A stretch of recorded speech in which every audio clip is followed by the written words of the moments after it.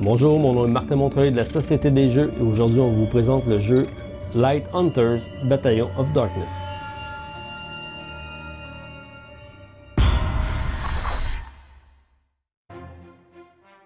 Before starting, I'd like to mention that what you see here is not the final version. This is the print and play version available on the Kickstarter campaign.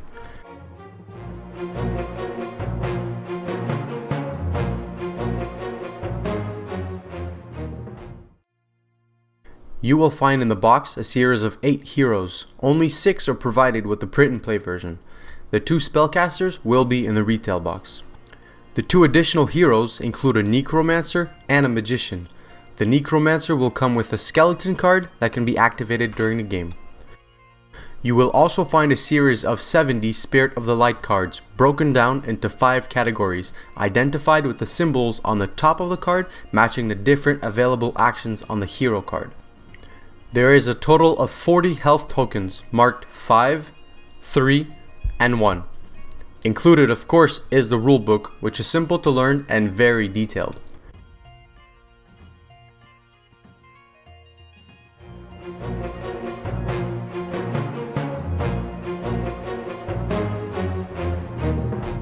Two Spirit of the Light cards are given out to each hero at the start of the game. At the start of a hero's turn, he draws an additional 2 cards. They are marked with a symbol matching a set action on a hero's card. Each hero has different actions that are detailed on his or her card. Each set action has a corresponding symbol matching the different Spirit of the Light cards. There are 5 different types of Spirit of the Light cards.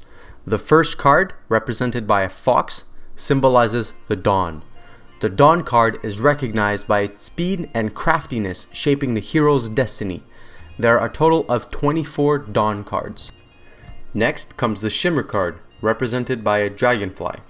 You will find the matching symbol on both the card and hero card. This card usually requires 2 ether to activate. The wings of this spirit symbolize changing light. When the second round begins, Shimmer suggests the beginning of illusions and cunning in team play. There are a total of 16 Shimmer cards. Now comes the New Day cards, represented by a raven and requiring a minimum of 3 ether to activate. According to American Indian culture, the New Day spirit is a creator of light.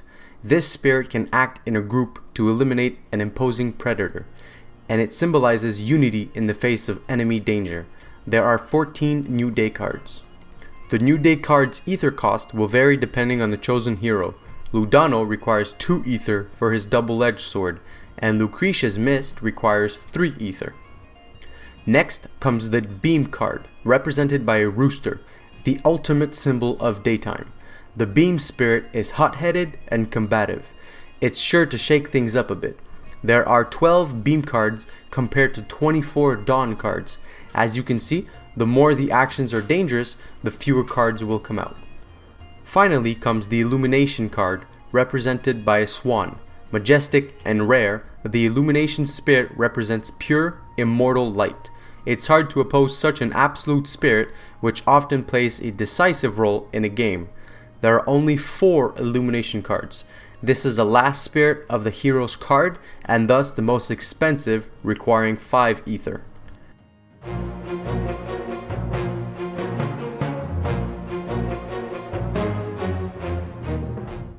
We'll go through a turn to show you the dynamics of the game. After alternatively choosing the wanted heroes, hand out the correct amount of health tokens to each heroes. Each hero then receives 2 Spirit of the Light cards. At the start of your turn, the player controlling the given hero will draw 2 cards from the deck. At the end of your turn, you must discard any cards in excess of 5. You choose which one. At round 1, only 1 ether is available, so the only actions available are Dawn actions activated by the fox. Baldur will start the game and will discard 1 fox card in order to execute his axe blow and inflict 1 damage to an enemy, which he will do to Merletta.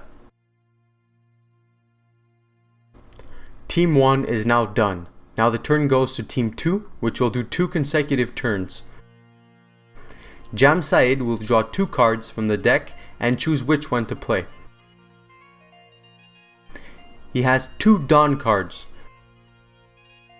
although only 1 ether is available for this turn, so only 1 action is available. He will discard 1 Dawn card to activate his armor, which reduces damage received in the next attack for the ally hero of your choice, including himself. He'll choose to shield Merletta. Second turn for Team 2, and we will activate Merletta. She draws 2 cards, but unfortunately she doesn't have any Dawn cards, although she has 3 Dragonfly cards, letting her discard 3 identical cards in order to draw 1 additional card. She draws a Dawn card, which will allow her to play her action, Breath of Life, which regenerates 1 health point for the ally of your choice, including yourself. No hero can surpass the set health point indicated on their card, so Merletta will regenerate herself, which completes her turn. The turn comes back to Team 1, which will activate their 2 last heroes. Lucretia will start by drawing the cards. She has drawn 2 Dawn cards. She could discard all 3 to draw another one, but since we are still in the first game round, only 1 ether is available. She will activate her Book of Spells, which allows her to discard 1 card from an enemy hero. Since only Berglot hasn't played on the other team, we'll discard 1 of his cards.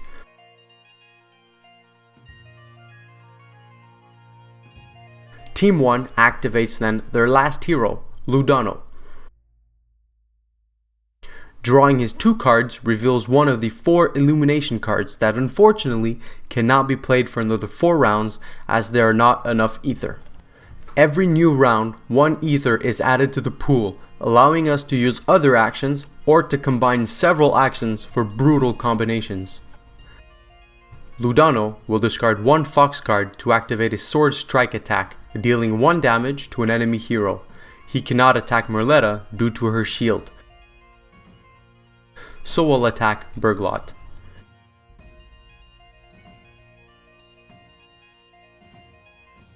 This completes the actions for Team 1, so we finish off the round with Team 2 activating their last hero, Berglot. Drawing his 2 cards, he picks out his Dawn card and can activate his roll action, letting him avoid the next enemy attack for 1 round.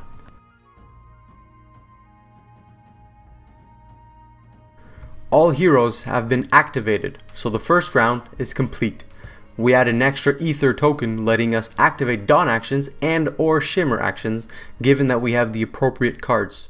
From round to round, ether tokens will be added to a maximum of 5, allowing us to perform more powerful attacks. Spells and attacks can be as powerful as becoming immortal or killing an enemy with 1 blow.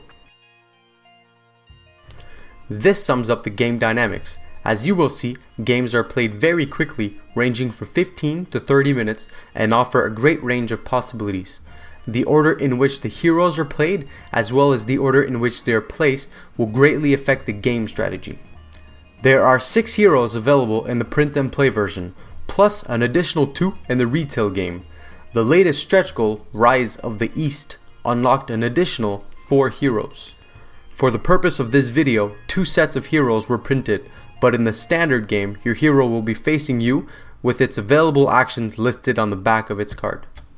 Since the Spirit of the Light cards remain the same, the game is fairly simple, only the different hero selection will change. It is simple to explain as well as to learn. New players and long-time strategy players will love this game. I will put a link to their Kickstarter page in the description below. Make sure to visit and support them. You will find the free print and play version file on their page if you would like to give it a try for yourself.